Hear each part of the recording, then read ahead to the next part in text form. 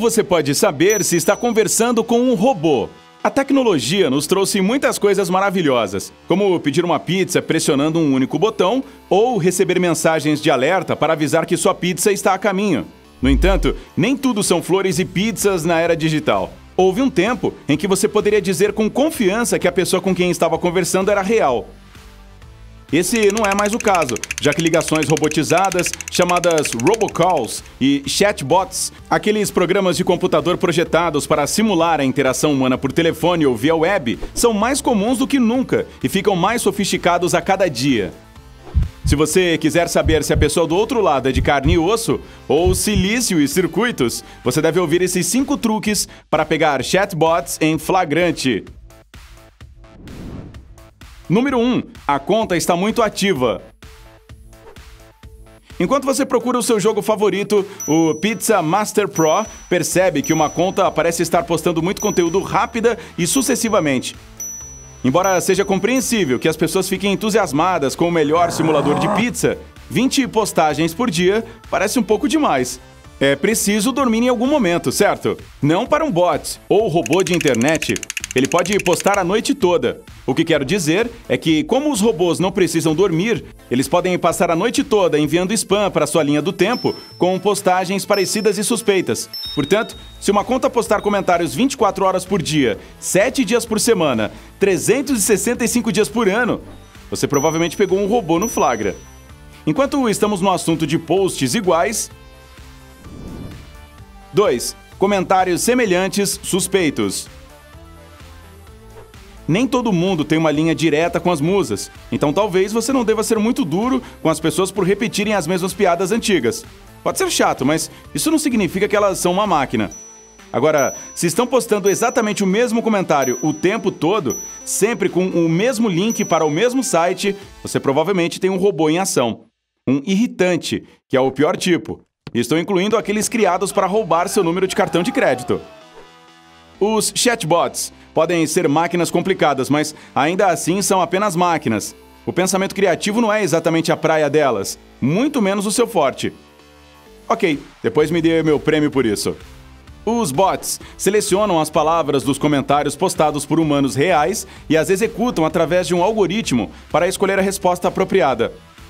A complexidade dos algoritmos e o número de respostas irão variar dependendo dos recursos disponíveis para quem programou. Mas não é preciso muito conhecimento de programação para colocar um robô básico em funcionamento. É mais fácil usar uma mídia com base em texto, como o Facebook, Reddit ou a seção de comentários do YouTube, mas também pode funcionar por telefone. A fraqueza aqui é que existem tantas respostas que o programador pode planejar que uma pergunta ou declaração semelhante geralmente resultará em uma resposta idêntica. Isso significa que, se você nunca tiver certeza de com quem está lidando, tente fazer uma série de perguntas muito semelhantes. Se respondem a mesma coisa repetidamente e não percebem que você está fazendo pequenas variações na mesma pergunta, então temos um robô falando no bate-papo. 3. Eles têm problemas para responder perguntas simples. Os chatbots são muito bons em extrair curiosidades do nada. Eles são basicamente apenas um mecanismo de busca com falsas impressões de humanidade. Por isso, seria muito embaraçoso se um robô projetado para passar como humano pudesse ser superado pela Siri ou pela voz do Google. Conversas vão além de apenas listar fatos e responder perguntas com sim ou não. Elas exigem um pouco de bom senso, um campo no qual os computadores não se destacam exatamente. Os bots geralmente não sabem o que fazer com piadas e não têm entendimento do contexto ou das nuances da interação social. Sarcasmo? O que é isso? Você pode tirar proveito dessa falha através de um truque conhecido como dissociação em 2 etapas. E aqui faz uma pergunta ao robô em potencial e depois segue com outra segunda pergunta que só faz sentido no contexto da primeira. Ao explicar esse conceito, o especialista em marketing digital Anthony Helmstetter usa o exemplo a seguir. O interlocutor humano pergunta onde o robô está localizado e este responde, Seattle. O interlocutor pergunta, como está o tempo lá fora? E a máquina responde, você pode reformular a pergunta?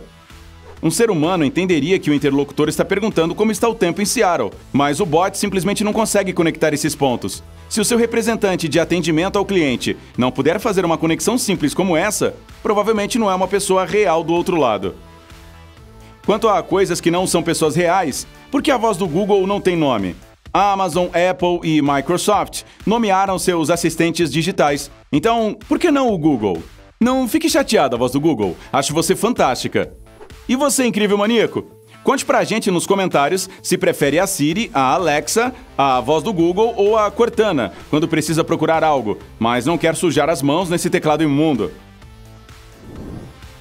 4. Perfis esparsos. Você se lembra da primeira vez em que fez login no Facebook?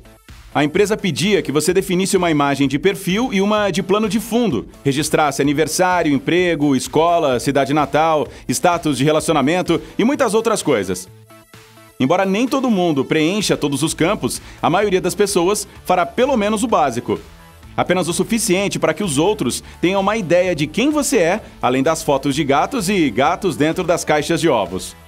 A propósito, isso é real. Como os seres humanos são ótimos em compartilhar demais, provavelmente você pode adivinhar que os robôs não são tão bons nisso.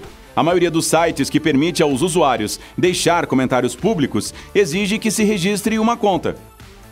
Nem todo site espera uma biografia completa e nem todas as pessoas estão dispostas a divulgá-la. Mas se a conta não tiver mais do que um nome e uma foto de perfil, você provavelmente tem um robô em ação.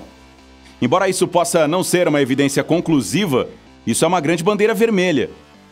Se você perceber um monte dessas contas estéreis, é um sinal de alerta muito maior ainda. Nesse caso, você não tem apenas um robô em ação, mas uma infestação. Veja bem, as respostas automáticas fornecidas pelos robôs tendem a estar repletas de palavras-chave que atraem outros robôs, cujas respostas atraem mais robôs. Isso pode levar a um loop de respostas automáticas para respostas automáticas. Mesmo quando as coisas não chegam tão longe, os bots ainda gostam de se seguir entre eles.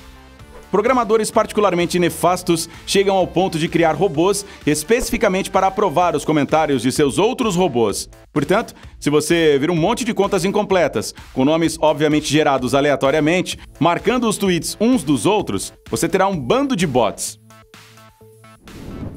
Número 5. Tentativas desajeitadas de dirigir uma conversa. As pessoas não ficam só programando robôs por causa disso. Elas servem para um propósito. Alguns são anúncios, outros são fraudes, e há os que existem porque até os trolls precisam de um sono para a beleza. Como resultado, os bots têm algo como uma mente única e tentam continuamente mudar a conversa para o que o programador quiser. Isso pode se sobrepor à sua incapacidade de ler o ambiente quando eles tentam distorcer o discurso de maneiras sem sentido. O que a depilação a laser tem a ver com a revisão do jogo que você acabou de ler? Nada.